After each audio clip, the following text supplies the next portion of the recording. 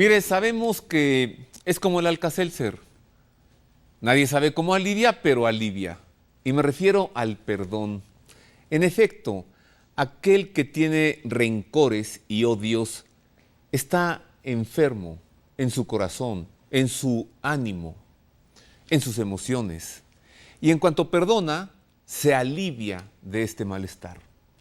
Hoy hablaremos en torno al perdón porque sabemos esta realidad, sabemos que se debe perdonar, ser perdonado también, pero ¿cómo lograrlo si a veces ni siquiera sabemos qué es el perdón, en qué consiste, cómo perdonar? Es el tema de hoy.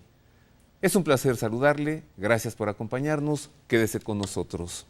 Comenzamos con esta información que nos explica el origen etimológico de la palabra perdón. Siempre ayuda saber el significado de las palabras. ¿Qué expresa este término, perdón? Mire usted. En su raíz etimológica, la palabra perdonar se forma por el prefijo per, que indica perfección del acto, y donare, que significa dar.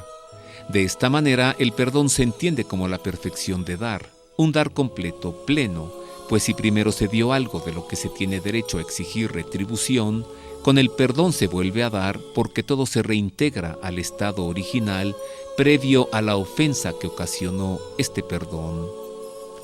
En un segundo significado, el prefijo per se acompaña de la raíz donek, que significa un tiempo estipulado.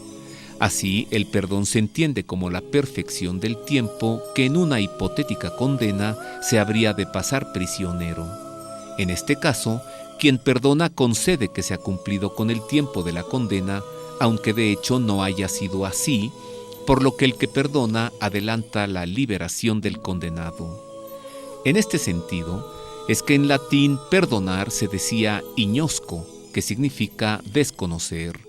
De esta manera, el que perdona desconoce lo que realmente conoce, es decir, actúa como si no lo supiera, aunque en el fondo sí lo sabe, y en su deseo de no hacer daño, actúa como si no supiera o no recordara la ofensa recibida. Para Sócrates, el perdón es un medio para mejorar la situación moral del mundo en una generación que debe detener en sí misma la cadena de injusticias, y para ello vale más recibir una injusticia que cometerla. Así, el perdón es la base elemental de la vida ética y comunitaria.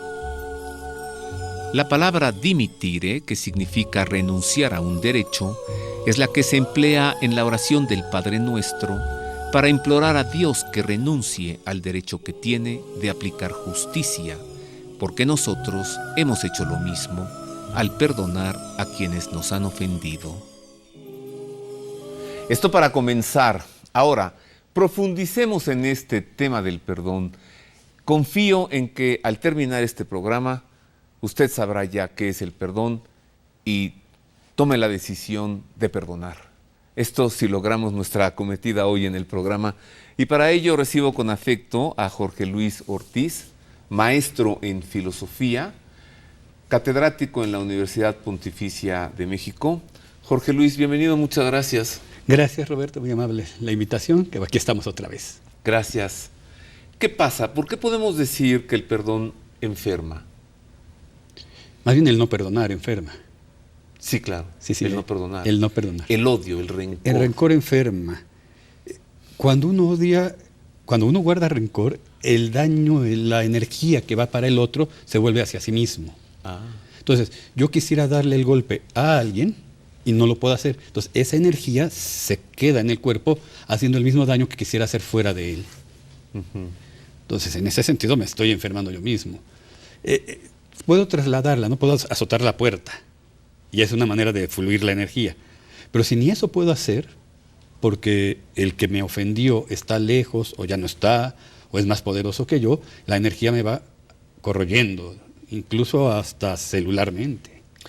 Y si pudieras dañar, entonces Tenemos otro problema. Eso ya se llama venganza. Venganza, sí. Y si pudiera dañar, es venganza y entonces ya creo culpa. Ya hice algo malo. Me puse al mismo nivel del que estoy criticando. Ajá. Era lo que Sócrates trataba de decir cuando hay que detener en uno mismo la cadena de injusticias. Porque si yo hago lo mismo, me pongo en el mismo nivel del otro. Y el mundo no progresará si no es en el momento en que uno quiera detener la cadena de injusticias para que no pase al siguiente, pero no me quede con esa energía reprimida, porque si no me autodestruyo a mí mismo. Para que haya perdón, debió haber antes una ofensa. Cierto. Si no hubo ofensa, no hay necesidad de perdón. Cierto. ¿Cómo es este proceso entonces? ¿Cómo se da? ¿Inicia con una ofensa? Inicia con una ofensa. ¿Y antes de la ofensa? Hay un bien que se pierde, puede ser la dignidad, el amor, un bien económico, el bien físico porque me golpeaste. Hay algo que se pierde y entonces quiero resarcirlo, quiero recuperarlo. Y ante la imposibilidad de recuperarlo, empiezo a engendrar rencor. Y entonces es ahí donde tiene que entrar el perdón, porque si no hay perdón, el rencor sigue creciendo y sigue corroyendo, sigue lastimando. A veces habrá cosas que no se pueden recuperar. En un accidente maté a tu familiar, ese familiar no se podrá recuperar. Pero el daño de no perdonar continúa. Uh-huh. Entonces, en realidad, el que no perdona es el que se está haciendo daño.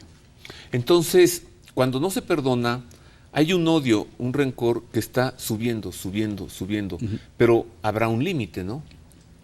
No puede llegar a enloquecer, a llevarme al suicidio, a atentar contra los valores religiosos, por ejemplo, blasfemar. Uh-huh. O sea, el rencor sigue creciendo porque es una energía que tiene que fluir. Es que al mismo tiempo hay una ofensa, también hay una pérdida. Y entonces, cuando me ofendieron, tengo que elaborar el duelo como si me hubiera pasado una pérdida. Uh-huh. En realidad sí perdí algo. Perdí mi dignidad, mi cariño, mi esperanza, lo que haya puesto. Bueno, esto apenas empieza y estamos descubriendo ya muchas cosas. Mire, vamos a entregarle más información.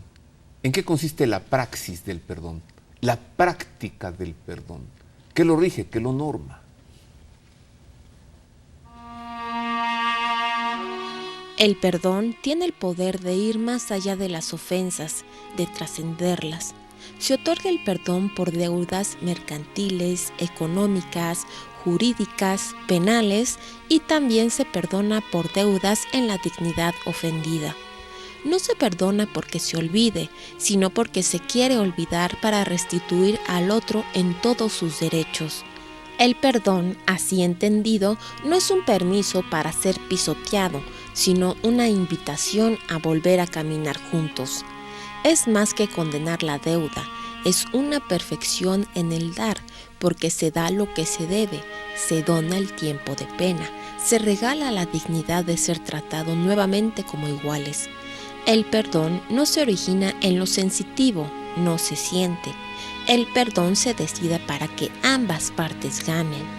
Así, la Madre Teresa de Calcuta afirma que el perdón es una decisión, no un sentimiento, porque cuando perdonamos no sentimos más la ofensa, no sentimos más el rencor.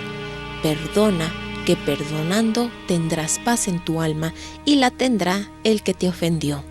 Con el concepto del perdón, lamentablemente sucede lo que con muchos otros conceptos, que por ser usados cotidianamente pierden su fuerza, su sentido, su significado originario. Y es que en las relaciones interpersonales es inevitable que surjan roces, conflictos y desavenencias que proporcionan heridas emocionales. Entre los animales, el primer impulso que surge es devolver el mal por mal, hasta parecer un acto de justicia. Pero entre los seres humanos, más allá de esa retribución rasa, el perdón permite restablecer lo que en un inicio unía a aquellos que se han visto heridos consciente o involuntariamente.